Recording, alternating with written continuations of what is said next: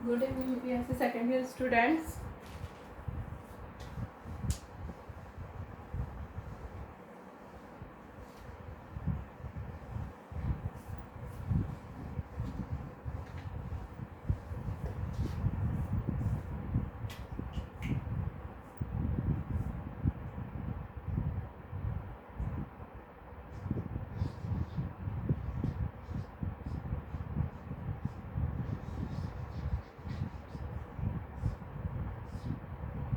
Last class में हम लोग बात कर रहे थे फैक्टर्स अफेक्टिंग एंजाइम एक्टिविटी। ठीक है, लास्ट क्लास में अपन बात कर रहे थे about factors affecting enzyme activity. Means कौन कौन से फैक्टर है एनवायरमेंट में जो एंजाइम की एक्टिविटी को अफेक्ट करते हैं। इसी वे में अपन ने कुछ फैक्टर्स की बात कर ली थी, कुछ फैक्टर्स की बात अपन अब करते हैं। उसमें से अपना फैक्टर है टेम्परेचर। टेम्परेचर के लिए मैंने आप लोगों को पहले भी बताया था कि एक फिक्स रेंज तक टेम्परेचर से क्या होता है, activity of enzyme means enzyme की जो वर्किंग प्रोसेस है वो क्या होती है, इंक्रीज होती है। बट एक रेंज के बाद में यानी एक लिमिटेशन के बाद में टेम्परेचर क्या करता है, एंजाइम्स को डिग्रेड करने लगता है। ठीक है, तो अगर मैं रेंज की बात करूं तो अप्रोक्सीमेट 40 डिग्री सेंटीग्रेड तक, 10 डिग्री टू 40 डिग्री सेंटीग्रेड तक क्या होता है, वो भी फिक्स नहीं है कि 40 ही होगा, वो डिपेंड करेगा अलग अलग सबस्ट्रेट पे, अलग अलग एंजाइम पे। बट फिर भी एक रेंज के अकॉर्डिंग अप्रोक्सीमेट 40 डिग्री सेंटीग्रेड तक क्या होता है, टेम्परेचर बढ़ाने से एक्टिविटी ऑफ एंजाइम भी बढ़ती है। उसके बाद में अगर अपन टेम्परेचर बढ़ा रहे हैं तो एंजाइम डिग्रेड होने लगते हैं या एंजाइम नष्ट होने लगता है।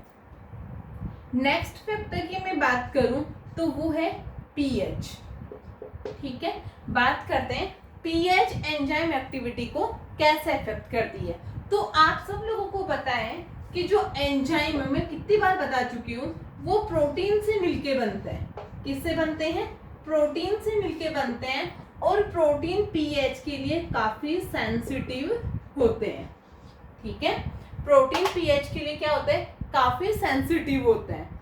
तो पीएच के एक फिक्स रेंज तक तो क्या होगा, एंजाइम की एक्टिविटी बढ़ेगी, उसके बाद में पीएच भी एंजाइम को निगेटिवली अफेक्ट करता है। तो अप्रोक्सीमेट 4 से लेके 9 तक की रेंज में क्या होता है, अगर पीएच का लेवल 4 to 9 है तब तो एंजाइम की एक्टिविटी बढ़ेगी, इससे कम या इससे ज्यादा होने पे एंजाइम डिग्रेड होने लगते हैं। बिकॉज एंजाइम प्रोटीन के बने हैं और प्रोटीन क्या है, पीएच के लिए काफी सेंसिटिव है। उसके बाद में नेक्स्ट फैक्टर है इफेक्ट ऑफ आयंस, यानी आयंस है वो एंजाइम को कैसे अफेक्ट करते हैं। तो आप लोगों को पता है आयंस दो टाइप के होते हैं, positive ion and negative ion. कुछ पॉजिटिव आयंस के नाम बता रही हूँ जो एंजाइम एक्टिविटी को इंक्रीज करते हैं या एंजाइम को मोटिवेट करते हैं, just like manganese, calcium, zinc, copper etcetera. ये क्या करते हैं, एंजाइम की एक्टिविटी को इंक्रीज करते हैं। ठीक है, बाकी के सब पूरी ज्यादा डिटेल में नहीं जाना है, आपको कुछ पॉजिटिव आयंस के नाम याद रखने हैं जो एक्टिविटी ऑफ एंजाइम को इंक्रीज करते हैं। ये थे फैक्टर्स जो क्या करते हैं, एंजाइम की एक्टिविटी को अफेक्ट करते हैं। अब इतने टाइम से अपन बात कर रहे हैं एंजाइम एंजाइम एंजाइम, तो अब अपन बात करते हैं स्ट्रक्चर ऑफ एंजाइम की।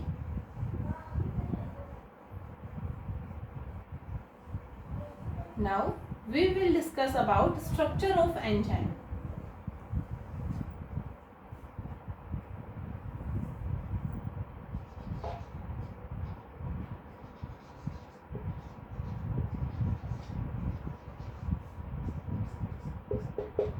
अब देखिए, एंजाइम के स्ट्रक्चर को एक्सप्लेन करने के लिए अलग अलग साइंटिस्ट ने अपने अलग अलग बातें बताई।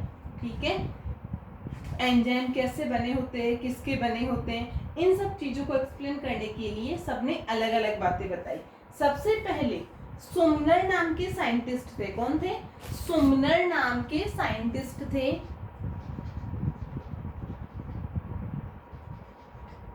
नाइनटीन 26 में उन्होंने ये बताया कि एंजाइम्स आर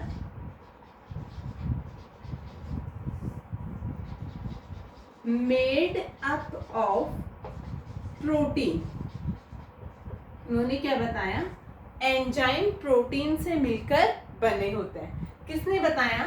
सुमनर 1926 ने। इन्होंने क्या बताया कि एंजाइम की जो नेचर वो कैसी होती है? प्रोटीनस नेचर होती है। अब ये प्रोटीन है वो अलग अलग टाइप के हो सकते हैं। मीन्स सिंपल प्रोटीन भी हो सकते हैं, यानी खाली प्रोटीन ही हो, ओनली प्रोटीन। इसके अलावा कॉन्जुगेटेड प्रोटीन भी हो सकते हैं। कॉन्जुगेटेड प्रोटीन का क्या मतलब है? Protein plus cofactor, means protein के साथ साथ प्रोटीन की हेल्प करने वाले या प्रोटीन को सपोर्ट प्रोवाइड करने वाले कुछ फैक्टर्स भी होंगे जो क्या करेंगे? एंजाइम का फॉर्मेशन करेंगे। ये बात किसने बताई थी? सुमनर नाम के साइंटिस्ट ने बताई थी। किसके लिए? स्ट्रक्चर ऑफ एंजाइम को एक्सप्लेन करने के लिए कि एंजाइम क्या होते हैं, कैसे बने होते हैं और इनका स्ट्रक्चर क्या होता है।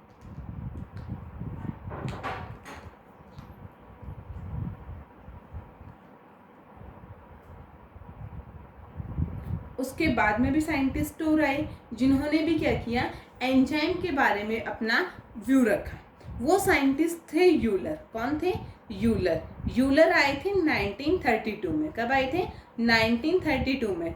अब देखिए अपन बात करते हैं यूलर ने एंजाइम के बारे में अपना क्या कॉन्सेप्ट दिया या यूलर ने एंजाइम के स्ट्रक्चर को कैसे एक्सप्लेन किया। सुमनर ने तो बता दिया कि जो एंजाइम है वो किससे मिलके बने होते हैं? प्रोटीन से मिलके बने होते हैं। ये प्रोटीन से मिलके बने होते हैं तो वहां पे दो चीजें बताई, सिंपल प्रोटीन भी हो सकता है और कॉन्जुगेटेड प्रोटीन भी हो सकता है। यूलर ने क्या किया? जो सुमनर ने बताया उसी में इन्होंने क्या किया? कुछ मॉडिफिकेशन किया। तो कौन थे?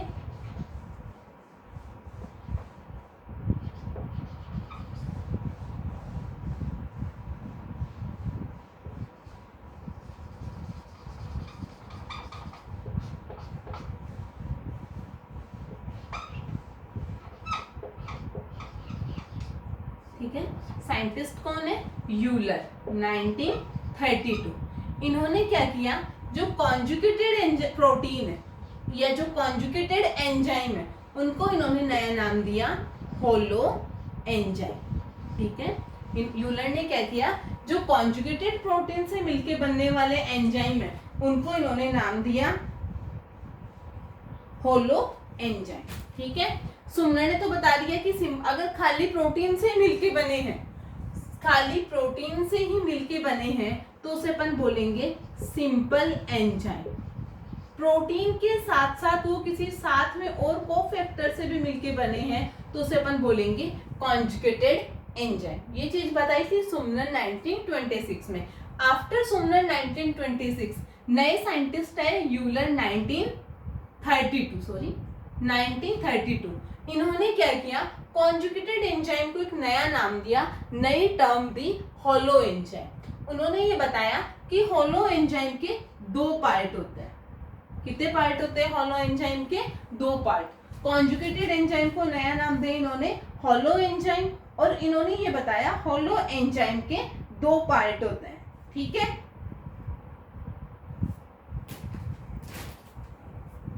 दो पार्ट में से एक पार्ट होता है प्रोटीनस और दूसरा पार्ट होता है नॉन प्रोटीनस। मीन्स ऐसा पार्ट जिसमें जो प्रोटीन से मिलके बना होता है वो होता है प्रोटीनस पार्ट और जिसमें कोई प्रोटीन सबस्ट्रेट नहीं होता वो होता है नॉन प्रोटीनस पार्ट। जो प्रोटीनस पार्ट है उन्होंने नाम दिया इसको एपो एंजाइम। क्या नाम दिया? Apo enzyme. यूलर ने बोला कि जो कॉन्जुगेटेड एंजाइम है उसको कॉन्जुगेटेड एंजाइम ना बोल के नया नाम दिया होलो एंजाइम।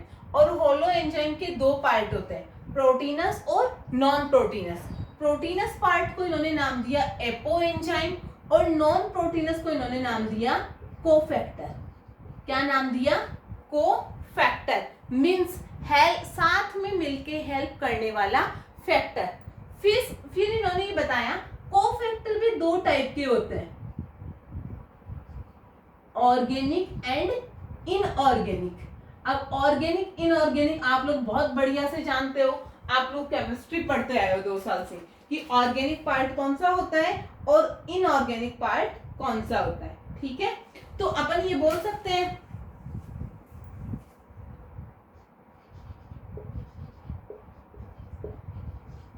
होलो एंजाइम किस किस से मिलके बना है? Apo enzyme plus cofactor. अब ये कोफैक्टर आगे दो टाइप के हो सकते हैं, ऑर्गेनिक एंड इनऑर्गेनिक। अगर कोई कार्बनिक कंपाउंड है या फिर मैं ये कहूं कि कोई ऑर्गेनिक कंपाउंड है तो उसे अपन क्या बोलेंगे? अपन वो हो जाएगा inorganic cofactor, sorry organic cofactor. अगर कोई इनऑर्गेनिक कंपाउंड है, इनऑर्गेनिक कंपाउंड जैसे कौन कौन से हो सकते हैं? आप देखिए कोफैक्टर भी फिर आगे दो टाइप के हैं, ऑर्गेनिक एंड इनऑर्गेनिक। इनऑर्गेनिक का नाम दूसरा भी है प्रोस्थेटिक। ध्यान से सुनिएगा, कोफैक्टर दो टाइप के हैं यहाँ पे, organic cofactor and inorganic cofactor. ठीक है, जो इनऑर्गेनिक कोफैक्टर है उसमें कुछ मेटल्स आएंगे। क्या आएंगे? कुछ मेटल्स आएंगे। ठीक है, just like manganese, zinc etcetera. तो ये है अपने पास एंजाइम की स्ट्रक्चर। सिंपल एंजाइम जिसमें खाली प्रोटीन हो, कॉन्जुगेटेड एंजाइम जिसमें प्रोटीन के साथ साथ कोई कोफैक्टर भी हो। कॉन्जुगेटेड एंजाइम को फिर आगे मॉडिफाई किया यूलर नाम के साइंटिस्ट ने 1932 में। उन्होंने बताया कि कॉन्जुगेटेड एंजाइम को कॉन्जुगेटेड एंजाइम नाम ना देके नया नाम दिया इन्होंने होलो एंजाइम। इन्होंने ये बताया कि होलो एंजाइम में दो पार्ट होते हैं। कौन कौन से? एक होता है प्रोटीन वाला पार्ट, दूसरा होता है नॉन प्रोटीनस पार्ट। जो प्रोटीनस पार्ट है उसको नाम दिया इन्होंने एपो एंजाइम और जो नॉन प्रोटीनस पार्ट है उसको इन्होंने नाम दिया कोफैक्टर। इस टाइप से इन्होंने क्या किया? एंजाइम की स्ट्रक्चर को एक्सप्लेन किया या एंजाइम की स्ट्रक्चर को इन्होंने बताया कि एंजाइम कैसे मिलके बने होते हैं।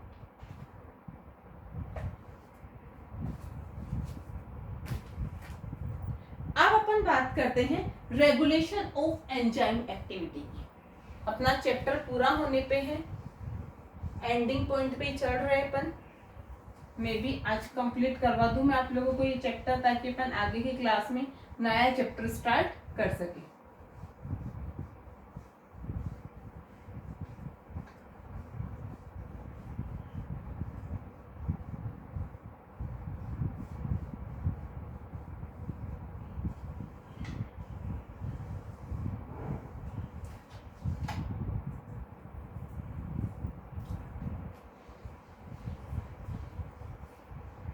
नेक्स्ट टॉपिक अपना है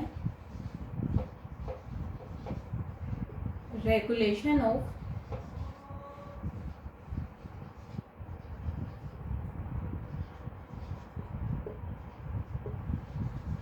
एंजाइम एक्टिविटी।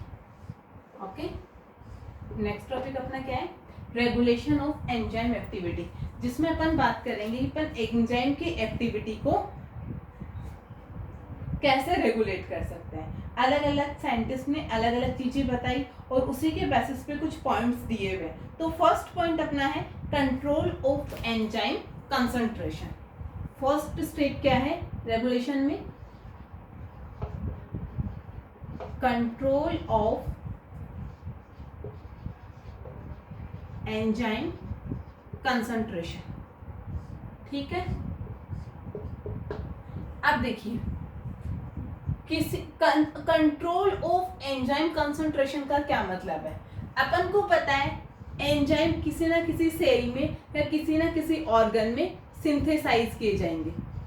ठीक है, तो अगर इनके सिंथेसिस को ही कंट्रोल कर दिया जाए तो इनकी कंसंट्रेशन ऑटोमेटिकली कंट्रोल हो जाएगी। भाई कंसंट्रेशन उतनी तो रहेगी जितनी आपने बनाई है, तो सेल जितना एंजाइम बनाएगी उतनी ही उसकी कंसंट्रेशन रहेगी। मींस अगर एंजाइम के सिंथेसिस को कंट्रोल कर दिया जाए तो एंजाइम एक्टिविटी का रेगुलेशन पॉसिबल है। अब कौन सा एंजाइम की कितनी नीड है ये डिपेंड करता है अलग अलग एंजाइम की फंक्शनिंग पे, कि कौन सा एंजाइम कौन सी एक्टिविटी में पार्टिसिपेट करता है। इसी के बेसिस पे अलग अलग एंजाइम को अलग अलग अमाउंट में सिंथेसाइज किया जाता है ताकि एंजाइम का रेगुलेशन हो सके। ठीक है, अब नेक्स्ट जो पॉइंट अपने पास है रेगुलेशन का वो है कंपार्टमेंटलाइजेशन। नेक्स्ट पॉइंट कौन सा है अपने पास? कंपार्टमेंटलाइजेशन।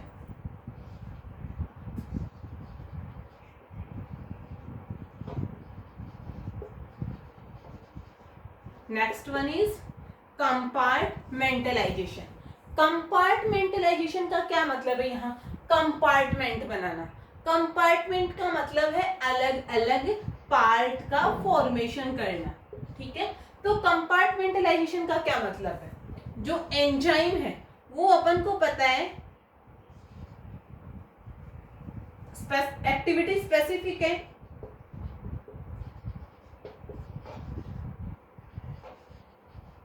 क्या है? Activity specific.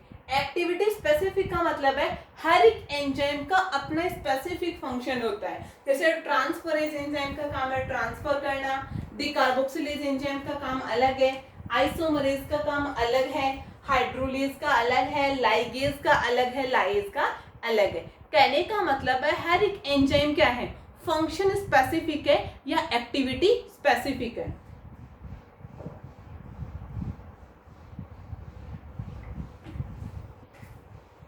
एक्टिविटी स्पेसिफिक होने का मतलब समझ में आया कि हर एक एंजाइम का अपना स्पेसिफिक फंक्शन होता है।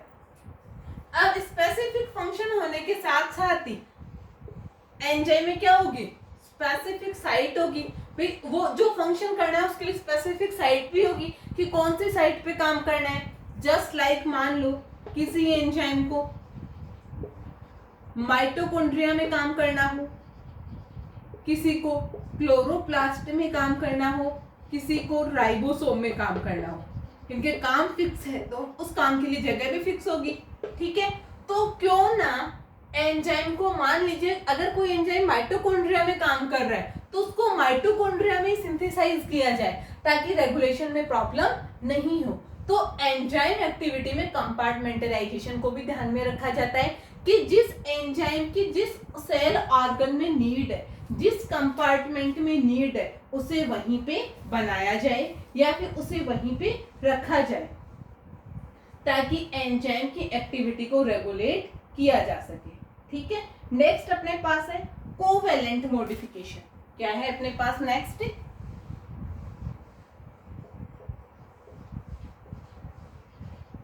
Covalent modification. कोवेलेंट का क्या मतलब है?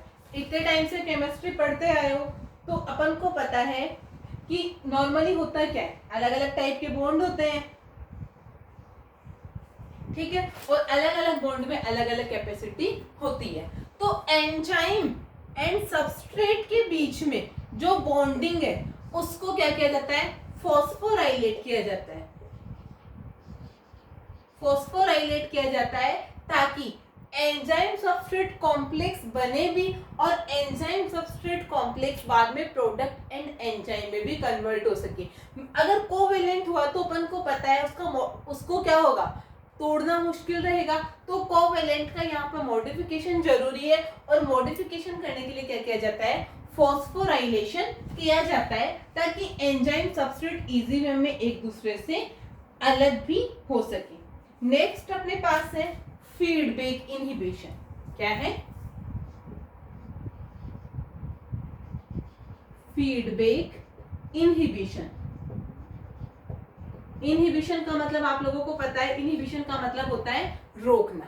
तो मान लीजिए अपन ने जितना सबस्ट्रेट डाला है उतना ही प्रोडक्ट बनेगा।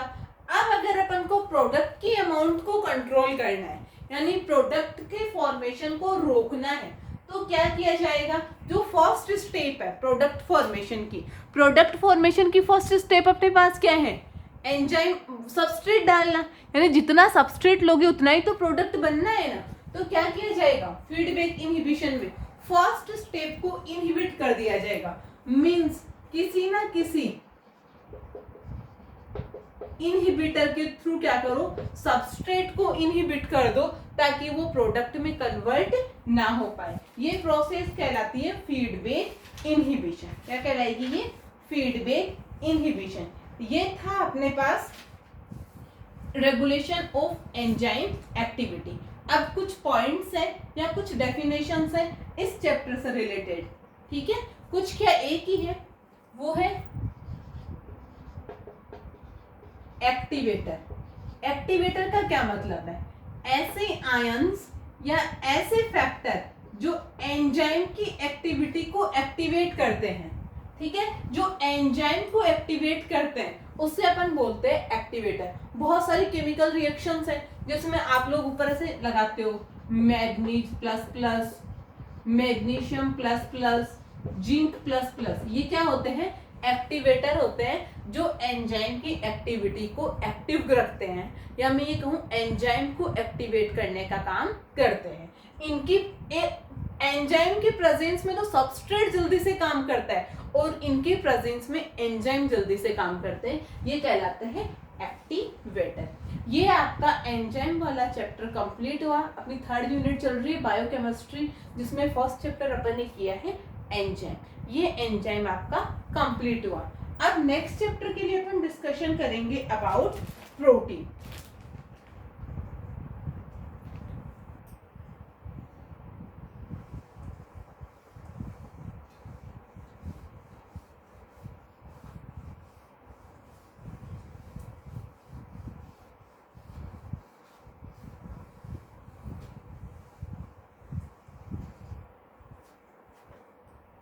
नेक्स्ट अपन बात करेंगे प्रोटीन। अब प्रोटीन की मैं बात करूं तो आप लोगों ने हमेशा सुना है बॉडी की ग्रोथ, डेवलपमेंट, इन सब के लिए कौन नीडेड, किसकी रिक्वायरमेंट होती है? प्रोटीन की होती है। तो प्रोटीन क्या है? Polypeptide chain of amino acid. Protein क्या है? Polypeptide chain of amino acid. Means amino acid से मिलके बनी हुई एक पॉलीपेप्टाइड चेन है। पॉली का मतलब है बहुत सारे, पेप्टाइड का मतलब यहाँ पे बॉन्ड से है, यानी बॉन्डिंग से है, ठीक है? और चेन का मतलब यहाँ है श्रृंखला, ठीक है? जैसे मान लीजिए ये है, यहाँ पे बहुत सारे एमिनो एसिड ही एमिनो एसिड है। ये क्या है? एक चेन है। अब 2 एमिनो एसिड मान लीजिए A B C D E F G, अलग अलग एमिनो एसिड है। ये दोनों आपस में किसी ना किसी बॉन्डिंग से जुड़े, ऐसे एक दूसरे का हाथ पकड़ रखा है। ये दोनों आपस में ऐसे जुड़े हुए हैं, एक दूसरे का हाथ पकड़ रखा है, ठीक है? तो 2 एमिनो एसिड के बीच में जो बॉन्ड होता है उसे अपन बोलते हैं पेप्टाइड बॉन्ड। क्या बोला जाएगा उसे? Peptide bond. अब कैसे बनता है ये मैं आपको आगे बताऊंगी, फिलहाल इतना बता रही हूँ। 2 एमिनो एसिड्स के बीच में जो बॉन्ड होता है उसे बोला जाता है पेप्टाइड बॉन्ड। तो प्रोटीन क्या है? Polypeptide chain of amino acid. Polypeptide chain of amino acid का मतलब है बहुत सारे एमिनो एसिड से मिलके बनी हुई एक चेन है, ठीक है? अब एमिनो एसिड क्या होते हैं, कैसे होते हैं, अपन उसकी बात करते हैं। भाई प्रोटीन तो बाद में समझ में आएगा, पहले तुम्हें ये तो पता होना चाहिए ना कि एमिनो एसिड होते क्या हैं, एमिनो एसिड की स्ट्रक्चर क्या होती है और ये प्रोटीन का फॉर्मेशन कैसे करते हैं, ठीक है? तो अगर मैं एमिनो एसिड की जनरल स्ट्रक्चर की बात करूं ठीक है। नॉर्मली अगर अपन एमिनो एसिड के स्ट्रक्चर की बात करते हैं, जो जनरल फॉर्मूला होता है किसके लिए, एमिनो एसिड के लिए, उसकी बात कर लेते हैं अपन पहले कि एमिनो एसिड का जनरल फॉर्मूला क्या होता है। ठीक है, उसके बाद में आपको बताऊंगी मैं एमिनो एसिड क्या होते हैं, एमिनो एसिड कितने टाइप के होते हैं और कौन से एमिनो एसिड का क्या रोल होता है। मीन्स अपन इनके क्लासिफिकेशन की भी बात करेंगे।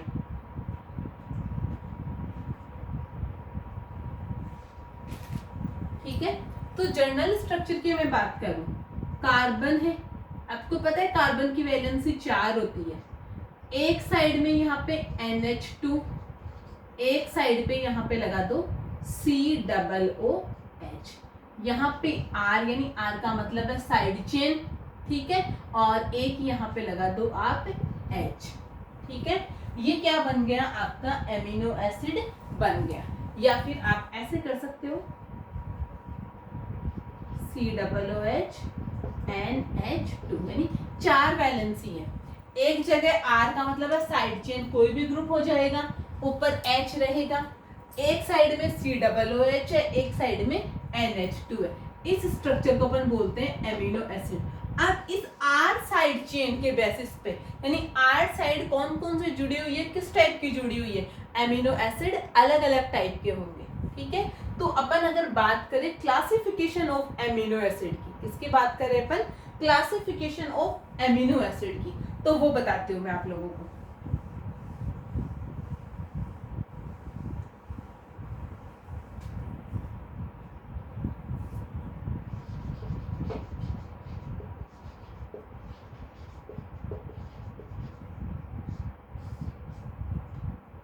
क्लासिफिकेशन के बेसिस पे एमिनो एसिड को अपन 3 कैटेगरी में डिवाइड कर सकते हैं। कितनी कैटेगरी में डिवाइड कर सकते हैं अपन एमिनो एसिड को, 3 कैटेगरी में। Aliphatic, aromatic, heterocyclic.